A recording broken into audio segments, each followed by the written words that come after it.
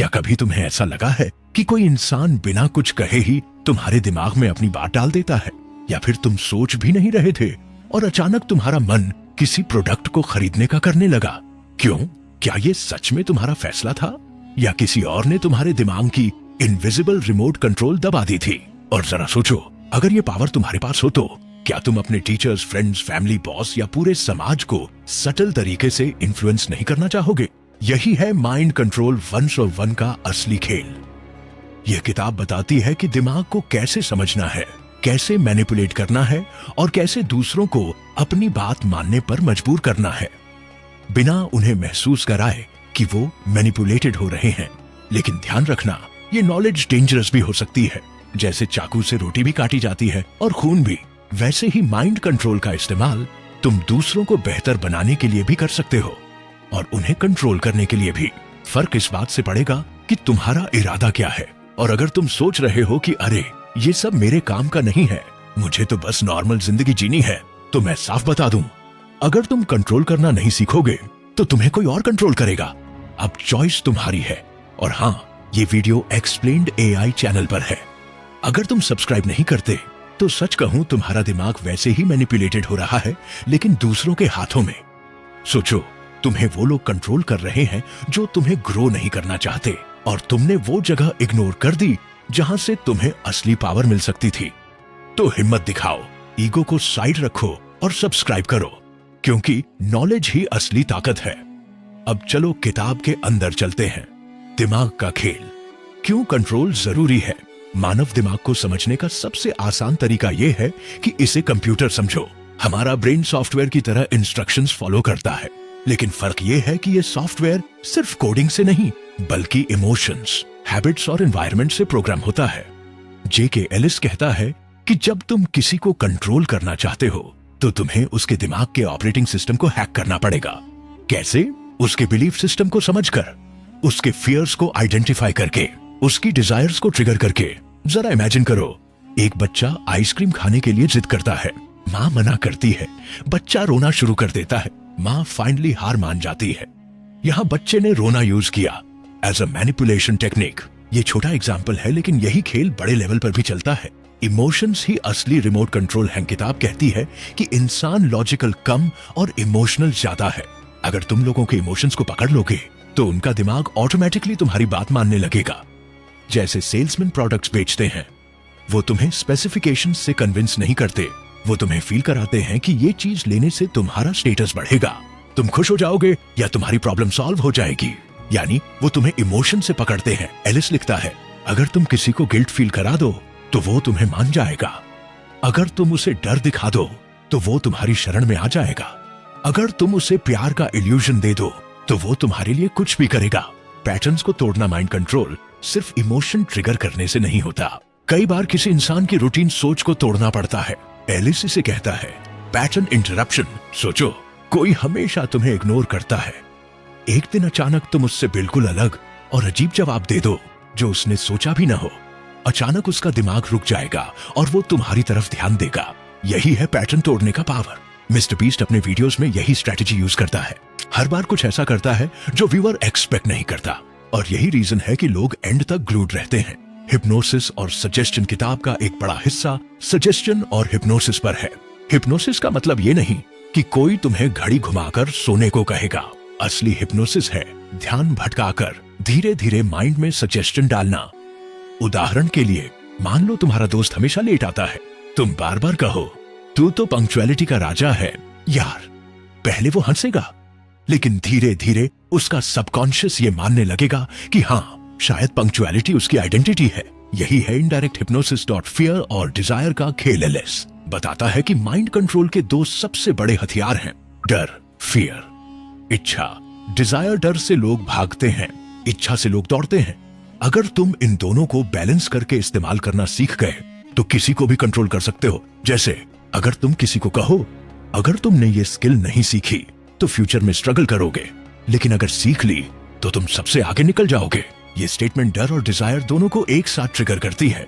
Self control is the master की अब तुम सोच रहे होगे, अगर मैं दूसरों को कंट्रोल करना सीख जाऊं तो क्या मैं खुद भी सेफ रह पाऊंगा? यहीं पर किताब का सबसे इंपॉर्टेंट पॉइंट आता है। पहले खुद को कंट्रोल करो।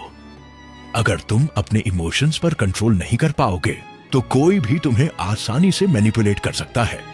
एलिस कहता है, discipline is the real freedom. अगर तुम गुस्से में आकर रिएक्ट करते हो तो तुम अपने गुस्से के गुलाम हो। अगर तुम लालच में आकर गलत डील एक्सेप्ट करते हो तो तुम अपने लालच के गुलाम हो। माइंड कंट्रोल की असली शुरुआत होती है खुद के माइंड को मास्टर करने से। एंगेजिंग हुक वापस तो अब जरा सोचो कितनी बार तुमने ऐसे डिसीजंस लिए जो बाद में सोचकर लगा कि अरे यार ये मैंने क्यों किया। क्या सच में वो तुम्हारा फैसला था या किसी ने पहले ही तुम्हारे दिमाग के सॉफ्टवेयर में बग डाल दिया था। एलिस की ये किताब तुम्हें वही सॉफ्टवेयर अपडेट देती है जिससे तुम अपने दिमाग को भी सिक्योर कर सको और दूसरों को सटली इन्फ्लुएंस भी कर सको। और यही तो असली मजा है, दूसरों को कंट्रोल करना सीखना, लेकिन सबसे पहले खुद को कंट्रोल करना। और यही से खेल और गहरा हो जाता है, क्योंकि जब तुम दूसरों के दिमाग को समझना शुरू कर देते हो तो तुम्हें धीरे धीरे ये एहसास होने लगता है कि इंसान कभी भी अपने खुद के विचारों में पूरी तरह स्वतंत्र नहीं होता। हम सब इन्फ्लुएंस के जाल में फंसे हुए हैं। बचपन से लेकर आज तक हमें जो भी कहा गया, जो भी रिपीट किया गया, वही हमारी सोच बन गया। अगर किसी बच्चे को लगातार कहा जाए कि तू कभी कुछ नहीं कर पाएगा तो उसका सबकॉन्शियस इसे सच मान लेता है और वही बच्चा जिंदगी भर एवरेज रहने में ही संतुष्ट हो जाता है।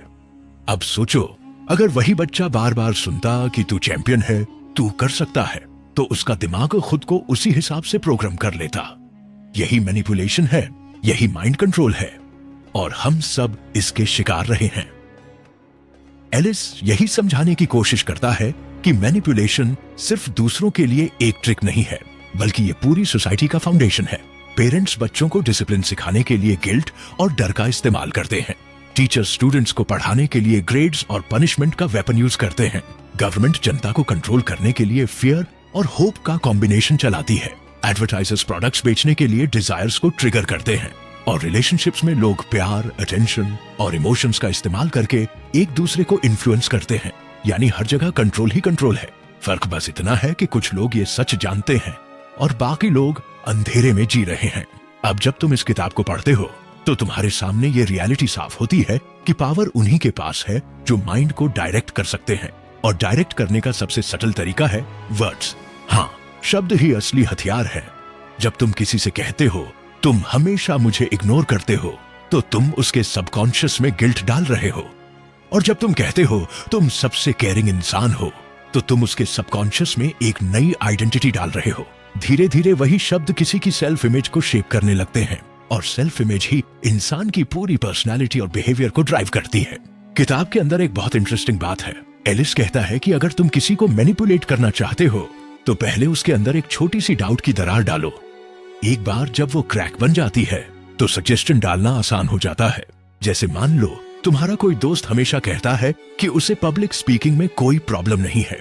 अब अगर तुम कैजुअली बोल दो, हाँ यार, लेकिन कभी कभी लगता है कि तू नर्वस हो जाता है, तो उसके दिमाग में एक छोटा सा डाउट बैठ जाएगा। धीरे धीरे वो डाउट इतना स्ट्रांग हो सकता है कि अगली बार स्टेज पर जाने से पहले ही वो इनसिक्योर फील करने लगे।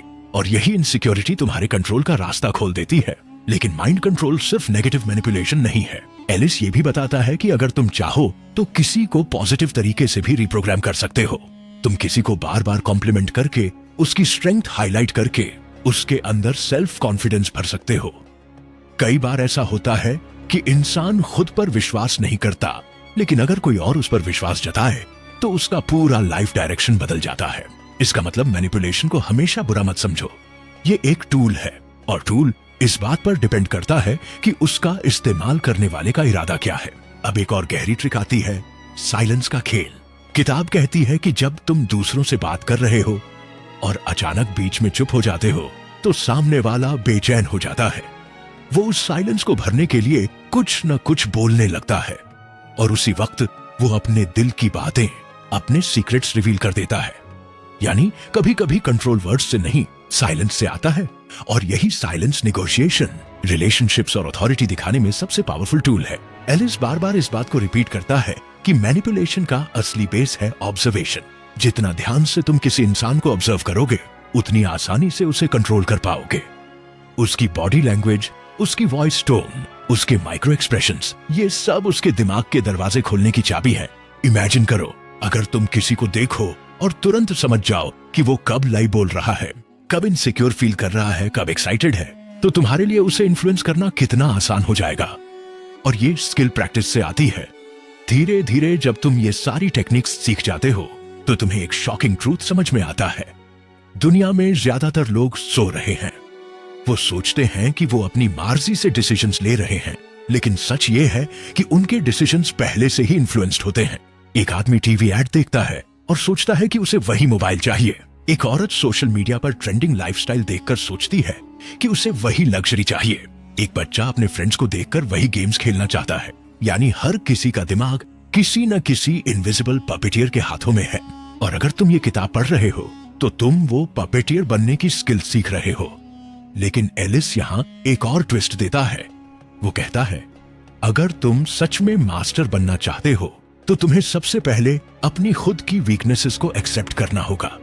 क्योंकि जब तक तुम्हारे अंदर इनसिक्योरिटीज हैं, डर है और अनसुलझे डिजायर्स हैं, तब तक कोई भी तुम्हें मैनिपुलेट कर सकता है। ये ऐसे है जैसे तुम्हारे दिमाग में पहले से ही कई बैकडोर्स खुले हों। हैकर हमेशा वहीं से अंदर आता है। इसलिए अगर तुम दूसरों को कंट्रोल करना चाहते हो तो सबसे पहले तुम्हें अपने माइंड को सिक्योर करना होगा।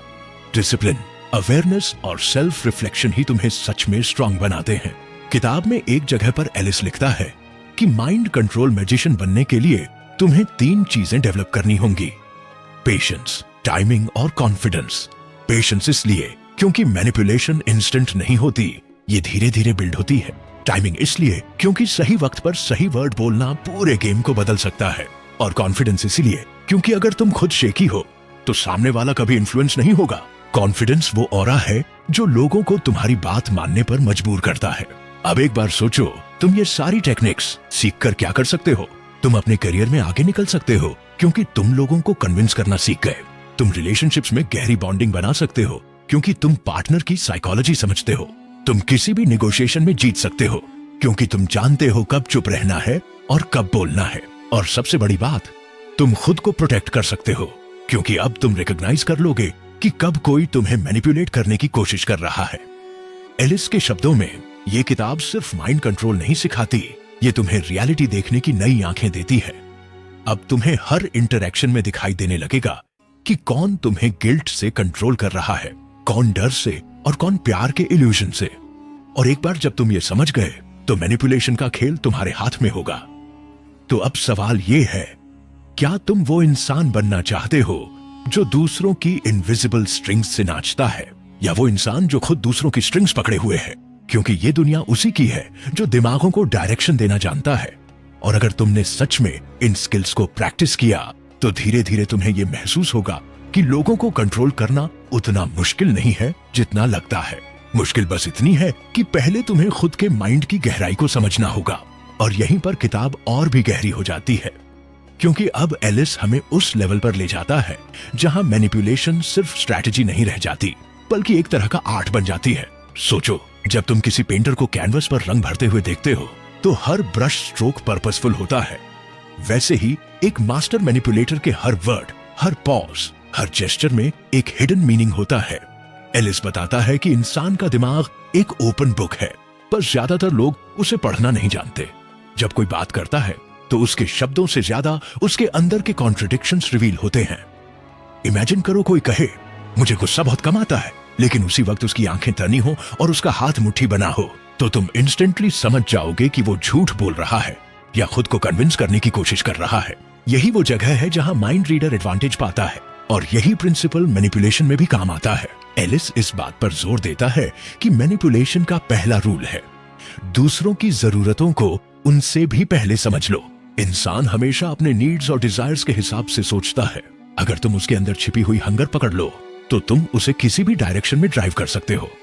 जैसे अगर किसी को वैलिडेशन चाहिए तो तुम उसे बार बार सटली अप्रिशिएशन देकर उसके डिसीजंस पर अपना असर डाल सकते हो।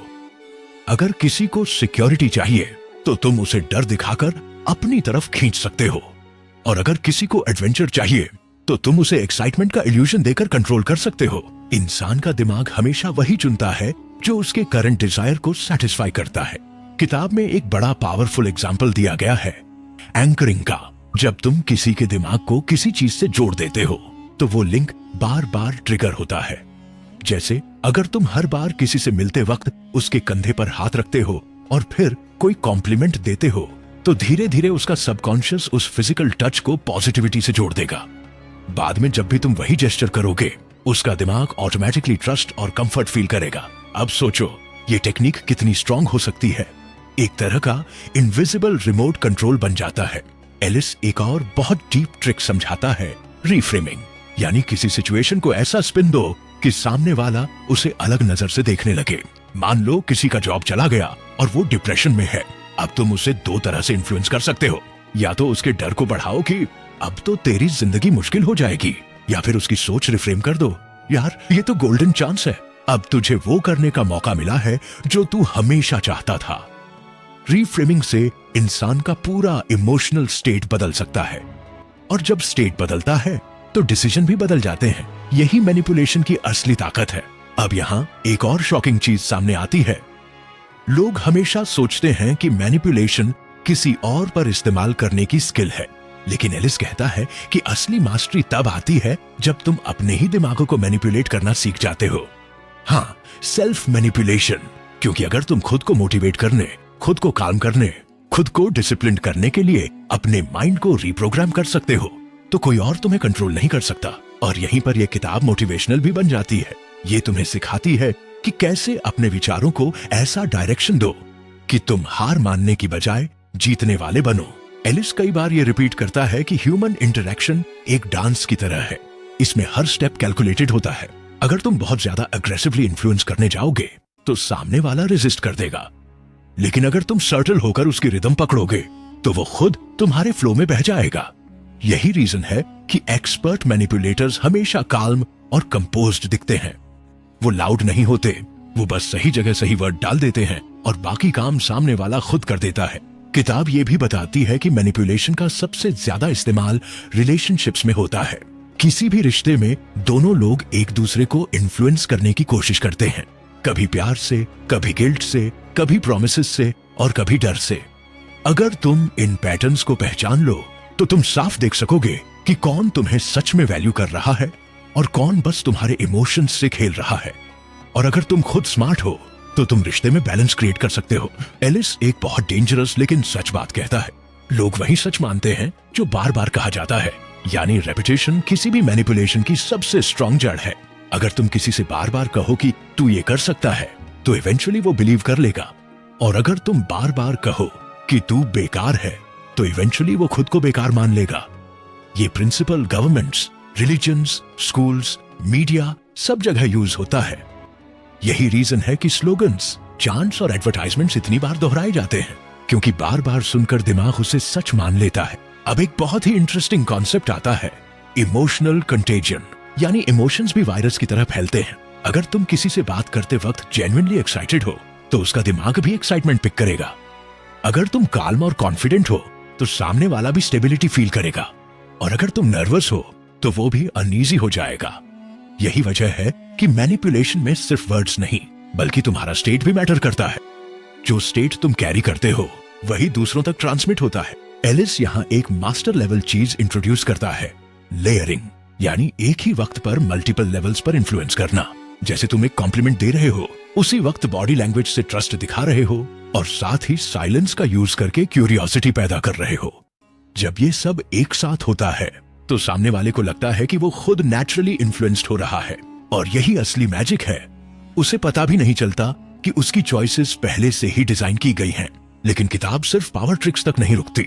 एलिस बार बार कहता है कि अगर तुम्हें सच में स्ट्रांग बनना है तो तुम्हें एथिकल डायमेंशन भी समझना होगा, क्योंकि बिना एथिक्स के मैनिपुलेशन इवेंचुअली तुम्हें ही डिस्ट्रॉय कर सकती है।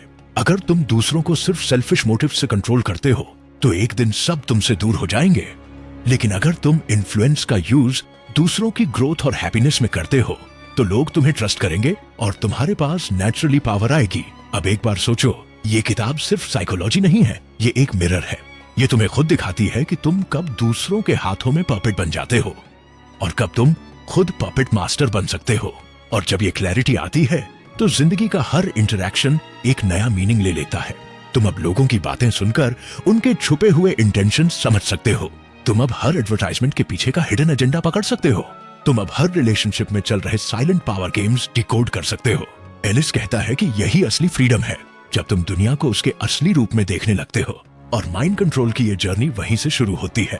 और जैसे ही आप इस सफर की गहराई में उतरते हैं, चीजें और भी स्पष्ट हो जाती हैं।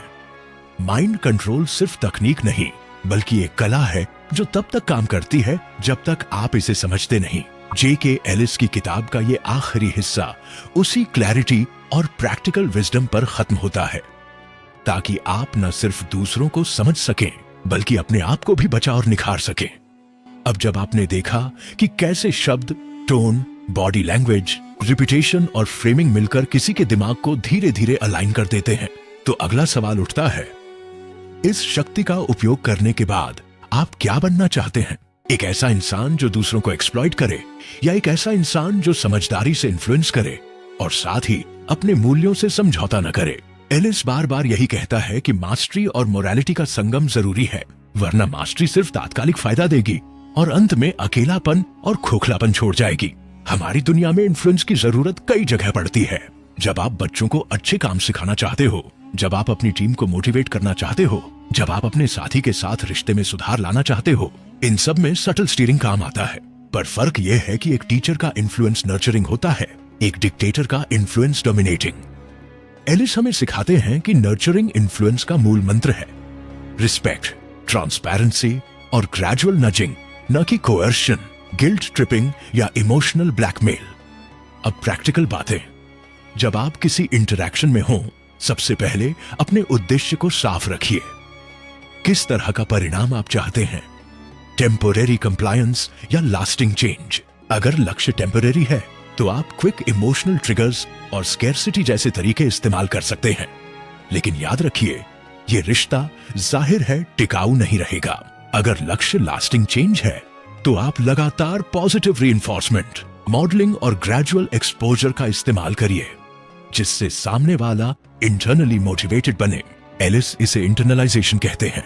जब कोई चीज दूसरों के भीतर अपनी जगह बना लेती है, तभी वो टिकती है। आगे की सबसे कीमती बात है फीडबैक लूप। किसी भी इन्फ्लुएंस अटेम्प्ट के बाद रिएक्शन ट्रैक करें। क्या सामने वाले ने वही महसूस किया जो आप चाहते थे? क्या उसके चेहरे पर कोई कॉन्ट्रडिक्शन था? क्या उसने बाद में वही बिहेवियर दिखाया? एक्सपर्ट मैनिपुलेटर्स, या बेटर कहें स्किल्ड इन्फ्लुएंसर्स, हमेशा अपनी रणनीति को एडजस्ट करते हैं।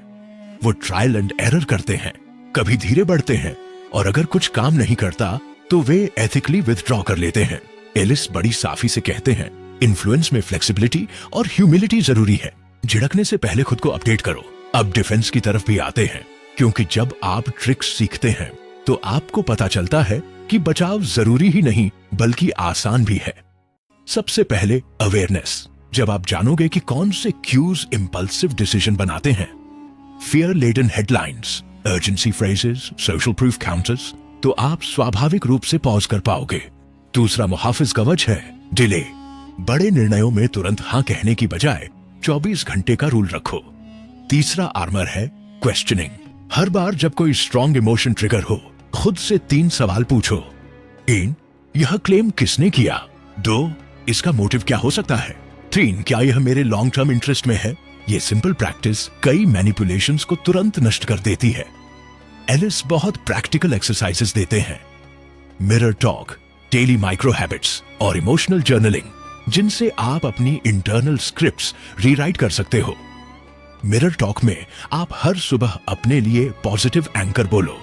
मैं शांत हूं, मैं सोचता हूं, मैं निर्णायक हूं। रेपिटेशन से ये एंकर सबकॉन्शियस में बैठ जाता है और बड़े निर्णयों में आपकी टॉनिक बनता है। इमोशनल जर्नलिंग में आप हर उस पल को नोट करो जब आप गिल्ट, शेम या रश महसूस करते हो।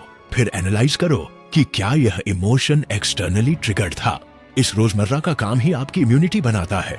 एक और चीज, कम्युनिकेशन स्टाइल। एलिस बताते हैं कि effective influencers empathise before they influence. जब आप किसी की स्थिति को वर्बली एक्नॉलेज करते हो, मुझे दिखता है कि यह तुम्हारे लिए मुश्किल रहा, तब आप डिफेंसिवनेस घटाते हो और रीजनिंग के लिए खुला रास्ता बनाते हो। यह तरीका मैनिपुलेशन नहीं, बल्कि पर्सुएशन का सबसे एथिकल रूप है।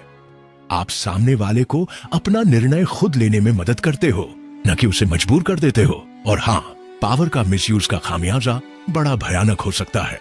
एलिस कई रियल वर्ल्ड उदाहरण देते हैं जहां कैरिस्मेटिक लीडर्स ने मैस मैनिपुलेशंस करवा दी, इकोनॉमीज ढह गए, रिलेशनशिप्स टूटे, लोग साइकोलॉजिकली कोलैप्स हुए।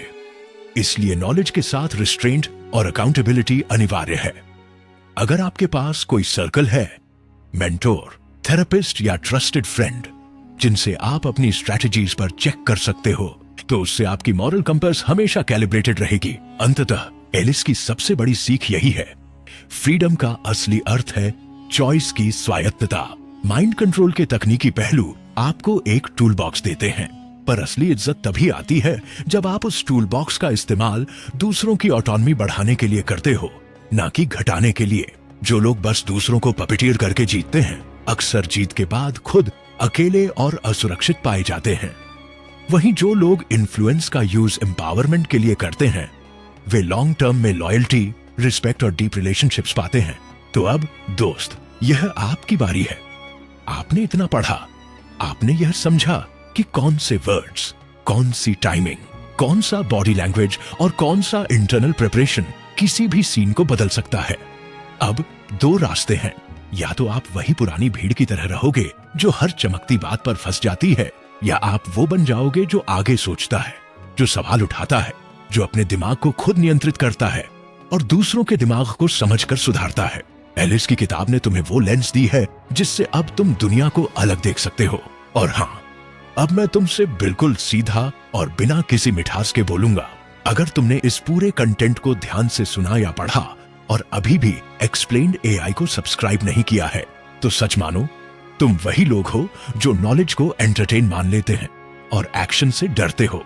तुम वो लोग हो जो हर बार दूसरी किसी की सलाह सुनकर सही राह भूल जाते हो। तुम सोचते हो कि मैं बाद में कर लूंगा, पर वही बाद कभी आता नहीं।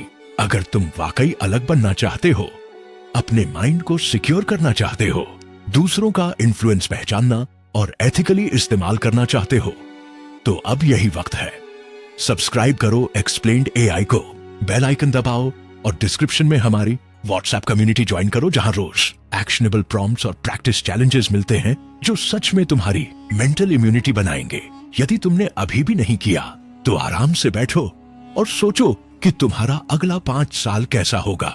क्या वही पुरानी आदतें, वही आसान फॉलो करना और वही बार बार शिकार बनना तुम्हारी कहानी होगी, या तुम वो बनोगे जो पढ़कर, समझकर और प्रैक्टिस करके दूसरों से आगे निकल गया। फैसला अब तुम्हारा है।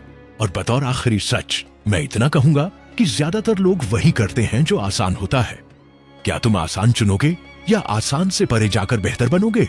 अगर उत्तर बेहतर है तो सब्सक्राइब करो, वरना अगली बार जब कोई बड़ी चाल चलेगी, तुम वही मोहरा बनकर फिर हाँ कर दोगे।